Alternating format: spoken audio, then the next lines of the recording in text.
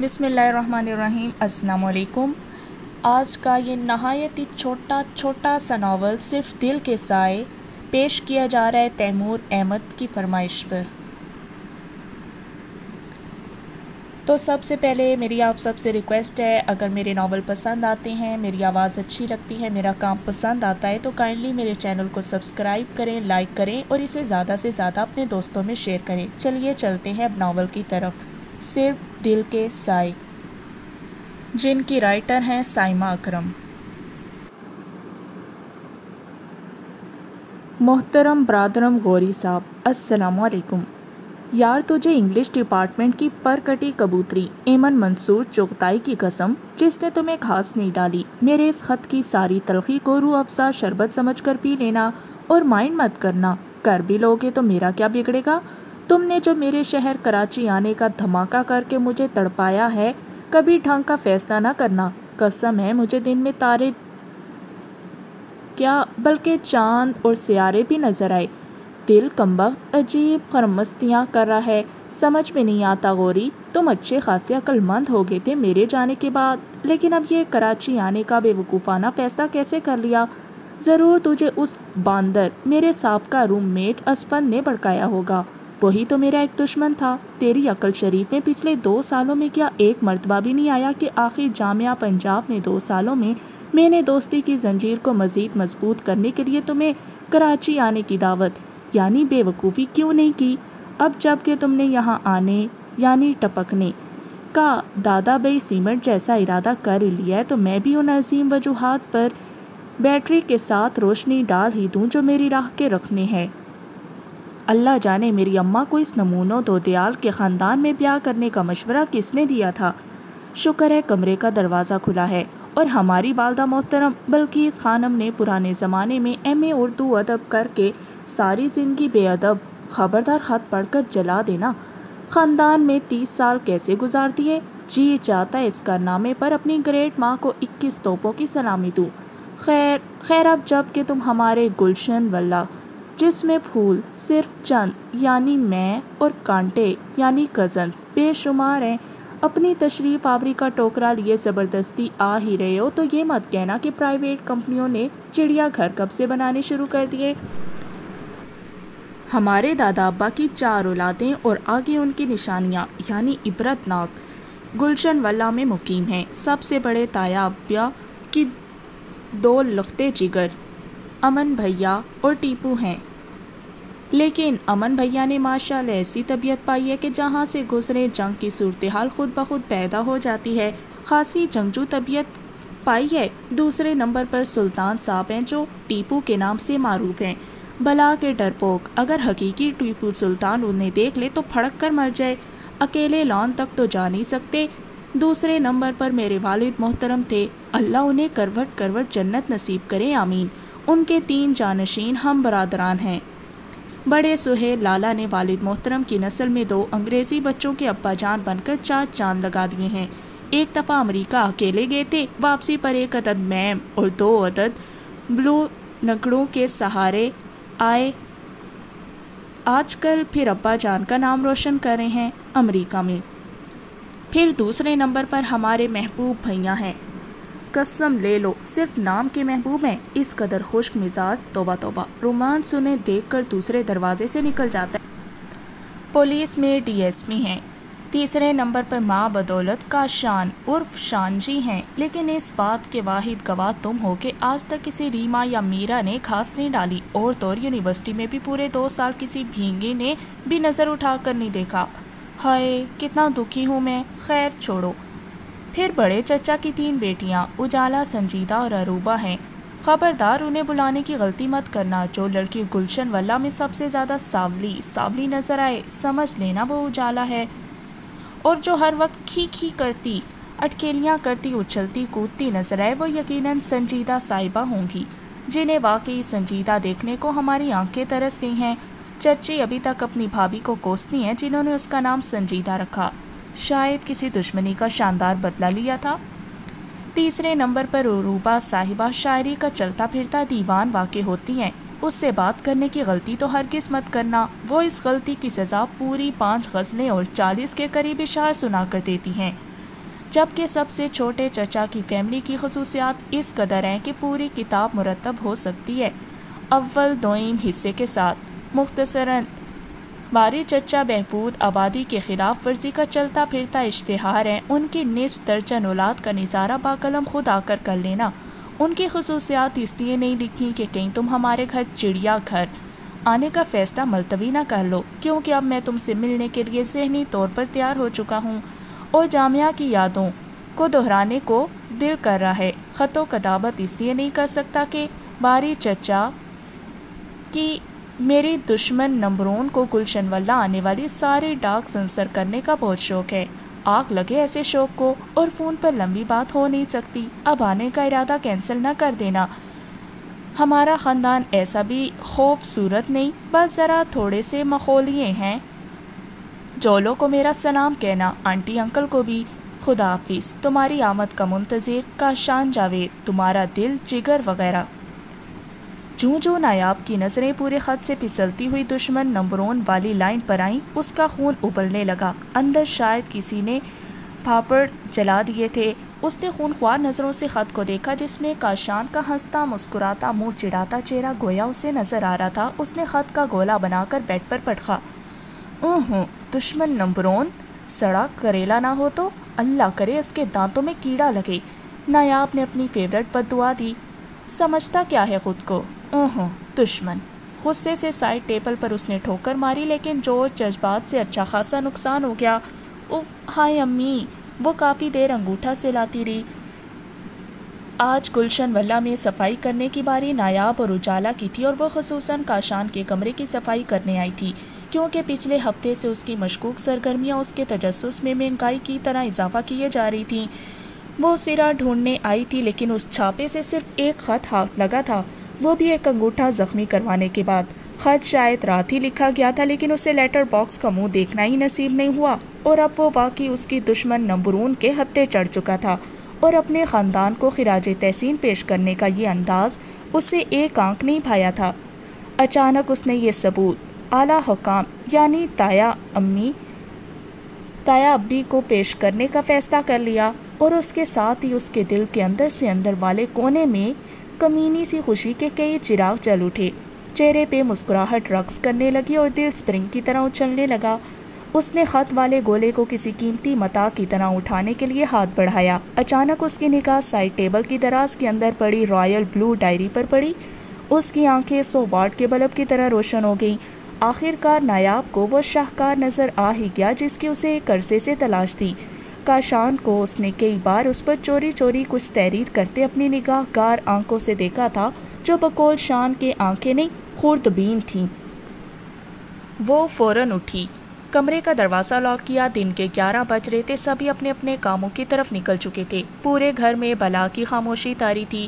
تائی اماں اور چھوٹی چچی پھوپھو کی طرف اسلام آباد گئی ہوئی تھیں پچھلے 2 دنوں سے، جبکہ دادو بڑی امی اور اس کی امی گھر پر تھیں، جنہوں نے پچھلے 1 ہفتے سے گھر کے کام کاج کے لیے لڑکیوں کی ڈیوٹیاں لگائی ہوئی تھیں۔ نایاب نے دروازہ لاک کر کے اطمینان کا سانس لیا۔ اجالا ڈرائنگ روم میں مصروف تھی۔ اس کا تجسس آخری حدوں کو چھو رہا تھا، جبکہ دل فل سپیڈ سے دھڑک رہا تھا۔ کانپتے ہاتھوں سے ڈائری کھولی۔ پہلے صفحے پر خوبصورت رائٹنگ میں کاشان جاوید لکھا ہوا تھا۔ کاشان جاوید، کمبخت کی رائٹنگ اچھی ہے، دل میں اعتراف کیا۔ اگلا صفحہ پلٹا کیا، وہ زبردست طریقے سے چونک اٹھی۔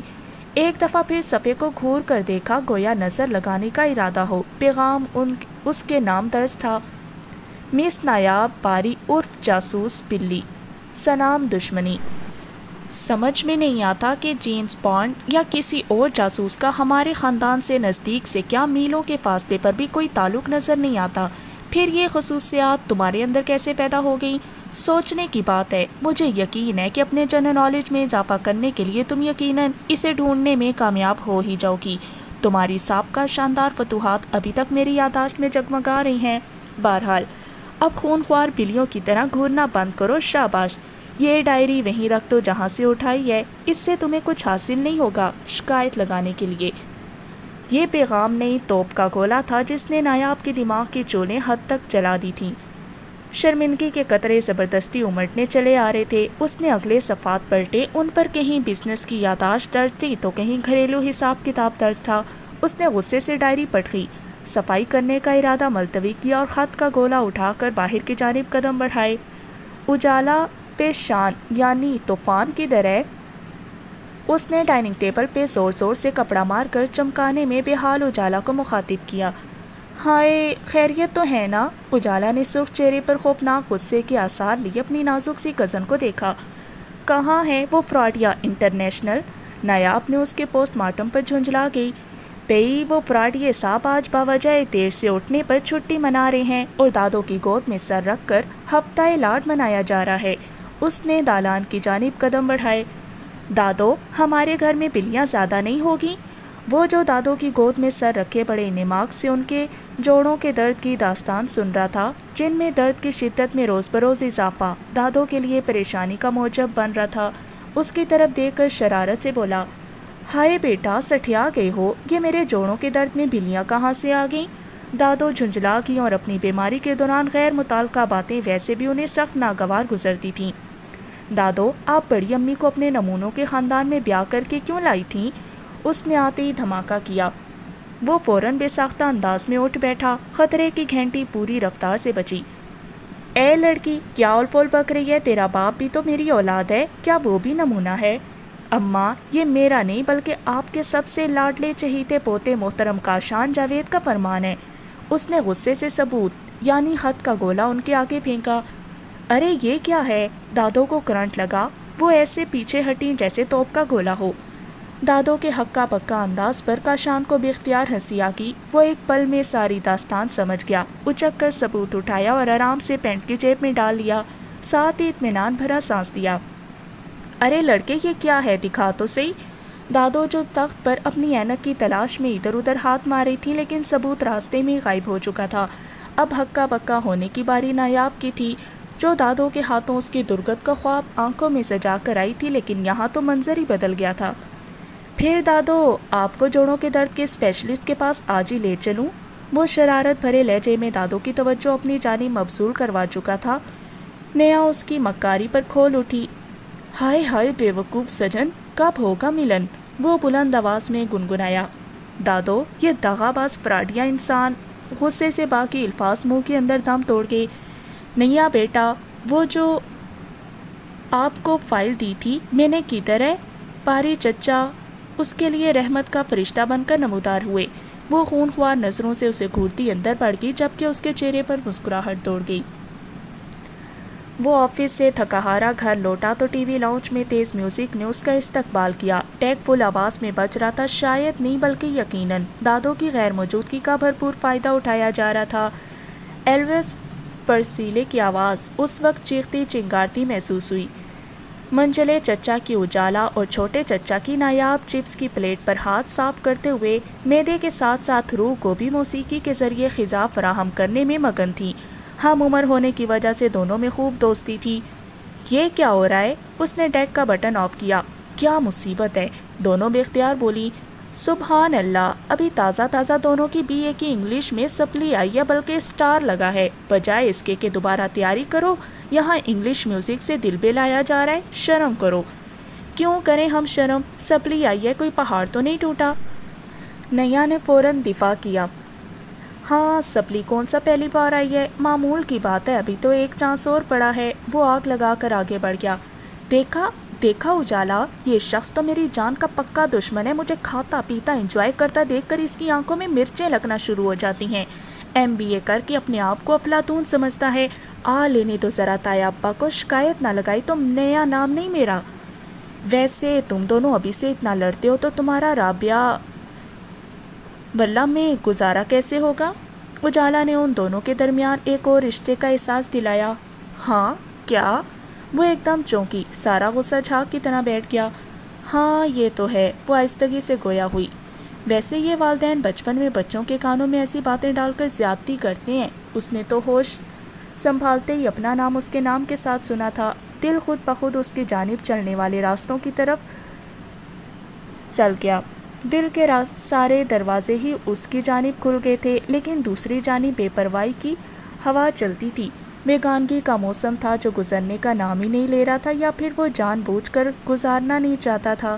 اس نے کبھی اسے اپنے درمیان کسی اور رشتے کا احساس دلانے کی کوشش ہی نہیں کی تھی، اور اس کے ایسے رویے سے ہی تو نایاب چڑھتی تھی، جس کا نتیجہ سوائے لڑائی کے کچھ نہیں نکلتا تھا۔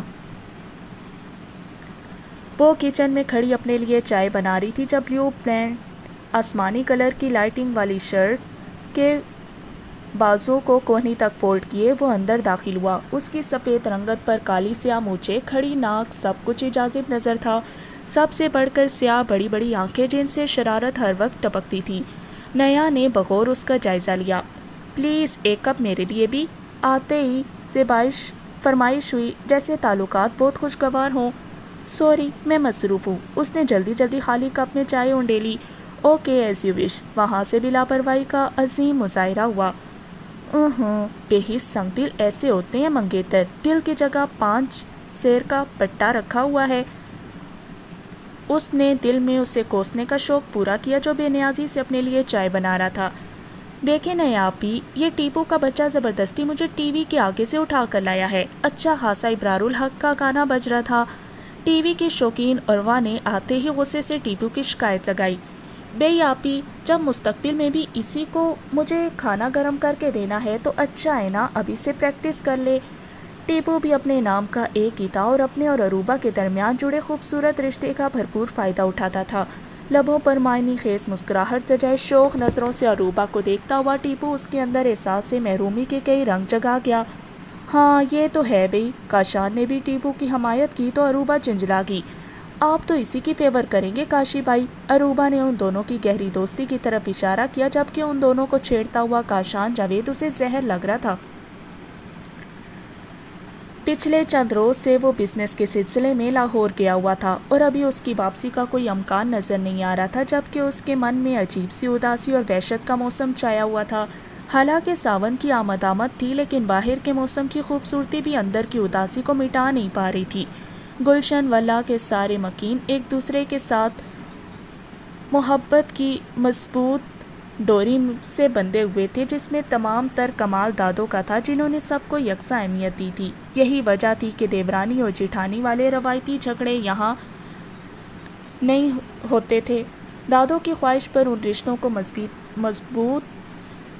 مضبوطی فراہم کرنے کے لیے سارے بچوں کی نسبتیں بچپن میں ہی طے کر دی تھیں، جس پر کسی کو بھی اعتراض نہیں تھا، لیکن نایاب باری کو لگتا تھا کہ اس کا واسطہ ایسے شخص سے پڑا ہے جو کسی لطیف جذبے سے ناآشنا ہے۔ وہ رنگوں، جگنوں اور خوشبوؤں سے محبت کرنے والے شخص کی طلبگار تھی، جبکہ مد مقابل بزنس اور کامرس کے دھندوں میں گم تھا۔ وہ جتنی اس سے توقعات وابستہ کرتی اتنا ہی دل کانچ کے پیالے کی طرح کرچی، اور جب وہ امن کو اجالا اور ٹیپو کو عروبہ کے گرد گھومتے معنی خیز جملوں کا تبادلہ کرتے دیکھتی تو اس کا احساس سے محرومی بڑھتا ہی چلا جاتا۔ وہ محبتوں کی برسات میں بھیگنا چاہتی تھی، مگر کاشان تو شاید وہ بادل تھا جو برسنا جانتا ہی نہیں تھا۔ تب وہ جھنجھلا کر رہ جاتی اور اس کی ہر بات پر اعتراض کرتی، جبکہ وہ بھی تو بھرپور مقابلہ کرتا تھا۔ ہو سکتا ہے اس کی پسند کوئی اور ہو۔ آج کل یہی سوچ اس کے دل و دماغ پر حاوی تھی۔ وہ برآمدے کی سیڑھیوں پر بیٹھی سوچوں میں گم تھی۔ گھر میں مکمل سناٹا تھا۔ عروبہ اور ٹیپو کالج سے نہیں لوٹے تھے۔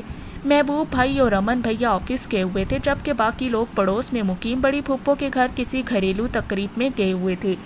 ایک دم خان بابا نے گیٹ کھولا، سامنے ہی وہ دشمنے جا بیٹھ لیے اندر داخل ہوا۔ ہیلو باگڑ بلی، انگلش کا تیسری مرتبہ پیپر کیسا ہوا؟ آتے ہی شرارت بھرا جملہ اس کے کانوں میں پڑا۔ بس ٹھیک ہو گیا، وہ سنجیدگی سے بولی۔ اوکے، اللہ سبلی والوں کے ساتھ ہے، فکر مت کرنا بھائی، ایک اور چانس باقی ہے، اس نے مزید چھیڑا۔ ویسے باقی پلٹون کدھر ہے؟ اس نے خاموشی کو جلدی محسوس کیا۔ سب بڑی پھپھو کی طرف ہے۔ اچھا پھر میں بھی ادھر ہی چلتا ہوں۔ اس نے لمبے لمبے ڈاک بھرتے ہوئے بے پرواہ کزن کو دیکھا اور آنکھیں نہ جانے کیوں پانیوں سے بھر گئیں۔ نیا، تمہارے ساتھ کیا مسئلہ ہے؟ اجالا جو ابھی آئی تھی اسے خاموش دیکھ کر اس طرف چلی آئی۔ نہیں تو، وہ نظریں چرا گئی۔ تم بتانا نہ چاہو تو الگ بات ہے، کوئی بات ہو تو بتاؤ، وہی بات بتا دو جو پریشان کرتی ہے۔ اجالا نے گہری نظروں سے اسے دیکھتے ہوئے کہا۔ ایک دم سے اس کا دل بوجھل ہو گیا اور آنسو منڈیر پار کر گئے، اور پھر آہستہ آہستہ وہ اسے اپنے اندر پلتے اندیشوں سے آگاہ کر گئی۔ کوئی راز دان بھرا بنانا تھا، آخر کب تک یہ بوجھ اکیلے اٹھاتی؟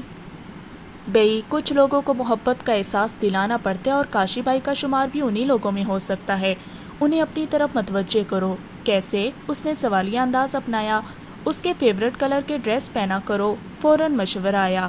1000 دفعہ پہن چکی ہوں، کسی ڈرامے میں کسی ہیروئن کو اپنا پسندیدہ رنگ پہنے دیکھ کر زمین آسمان کے کلابے ملا دے گا اور میری طرف ایک لفظ منہ سے نہیں نکلتا۔ اچھا تو اس کی پسند کے کھانے بنانے شروع کر دو۔ ہاں، سارا دن گرمی میں سڑ کر بنائی تھی، اس دن موصوف ڈائننگ ٹیبل پر پوچھنا ہی بھول جاتے ہیں کہ کھانا کس نے بنایا ہے، ورنہ تو ہر لقمے میں تعریفوں کے انبار نکلتے ہیں۔ خاصے خوش خوراک واقع ہوئے ہیں موصوف۔ تو یار کوئی وش کارڈ بھیج دو برتھڈے وغیرہ پر۔ اجالا بھی شاید اکتا گئی تھی، یہ کارنامہ بھی سر انجام دیا تھا، یاد نہیں پورا کراچی گھوم کر کارڈ پسند کیا تھا۔ اروبا نے لاکھ منتیں کی کہ آپ ہی مجھے دے دو، ایمی اس سڑیل کریلے کو دے دیا۔ پھر وہ موصوف فرماتے ہیں کیا ضرورت تھی فضول خرچی کرنے کی۔ بس اجالا میں نے اب فیصلہ کر لیا ہے۔ وہ آنکھیں پونچھتی ہوئی اٹھی اور زخمی لہجے میں بولی۔ اجالا نے چونک کر اسے دیکھا جو شاید کسی فیصلے پر پہنچ گئی تھی۔ پھر گویا گلشن واللہ میں طوفان آ گیا۔ وہ چپ چاپ ان کی واحد نشانی یعنی انگوٹھی دادوں کو پکڑا آئی تھی۔ ہر کوئی حیران تھا مگر اس نے چپ سادھ رکھی تھی، اس کی نہ ہاں میں نہ بدلی تھی۔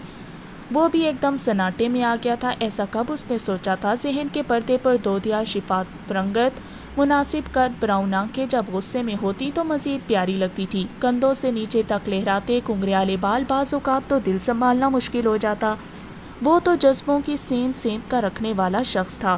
اس کا کہنا تھا کہ لفظوں کے جنگل میں اکثر جذبے بنجر ہوتے ہیں۔ وہ ہرگز نہیں چاہتا تھا کہ جس طرح ٹیپو کو دیکھ کر اروبا چھپتی پھرتی ہے اس طرح وہ بھی گھبرائی رہے۔ اس کا دو بدو لڑائی والا روپ ہی تو بھاتا تھا، لیکن یہ اچانک نہ جانے کیا ہو گیا تھا، فاصلے کہاں سے ہو گئے تھے۔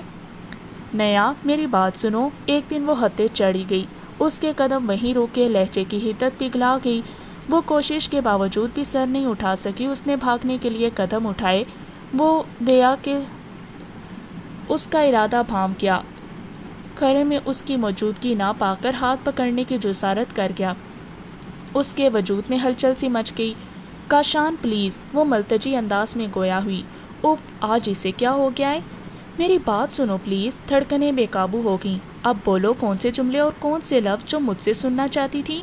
اس کی آنکھیں ہی نہیں، لہجہ بھی لو دے رہا تھا۔ وہ ایک دم گڑبڑا گئی، چونک کر اسے دیکھا جو شرارتی آنکھوں سے اس کا بغور جائزہ لے رہا تھا۔ بھئی بولو نا، تاکہ وہی سارے جملے تمہاری سماعتوں کی نظر کر دوں۔ وہ بڑی معافیت سے دیکھ رہا تھا جبکہ اس کی آنکھوں اور لہجے میں محبتوں اور چاہتوں کی شدت کے رنگ اسے بوکھلائے دے رہے تھے۔ اس کا شرمایا اور گھبرایا ہوا روپ دیکھ کر کاشان کی گویا نگاہ پلٹنا ہی بھول گئی۔ وہ اس روپ میں اس قدر دلکش لگے کہ اس کا تو اندازہ ہی نہیں تھا۔ پتہ ہے نیا، کچھ باتیں اور کچھ چیزیں اپنے وقت پر ہی اچھی لگتی ہیں اور جذبے تو بہت قیمتی ہوتے ہیں، ان کا صحیح اور موقع محل کے مطابق استعمال انہیں انمول کر دیتا ہے۔ میں نے سوچا تھا ساری محبت اور چاہت تمہاری امانت ہے اور وقت پر دوں گا، لیکن مجھے خبر نہیں ہوئی کہ بدگمانی کے گہرے سایوں نے تمہیں اپنی لپیٹ میں لے لیا۔ وہ تو شکر ہے کہ اجالا کو مجھ پر ترس آ گیا۔ دیکھو، اس کے بعد کے موسم بہت پیارے ہیں اور خوبصورت ہیں، میں تمہارے سنگ گزارنا چاہتا ہوں، کیا تم میرا ساتھ دو گی؟ اس کے لہجے کی گرمی اور بے باک انداز دل تو مکمل بغاوت پر اتر آیا۔ اس نے پھر آرام سے اپنی جیب سے انگوٹھی نکالی اور پہنا دی۔ نیا نے کوئی مزاحمت نہیں کی۔ دیکھو، میں گھرا بندہ ہوں اور کھلی کتاب کی طرح تمہارے سامنے ہوں، ایک مرتبہ پھر غور سے دیکھ لو، ایسا نہ ہو کہ کل کو پھر کوئی اعتراض آ جائے اور انگوٹھی بیچاری میرے منہ پر۔ کیا؟ وہ چیخی۔ بے ساختہ اس کی طرف دیکھا مگر نظروں کی تپش کتاب نہ لا کر سر جھکا لیا۔ جواباً کاشان کا زندگی سے بھرپور کہکا اس کی سماعتوں کو بہت بھلا لگا۔ ختم شد۔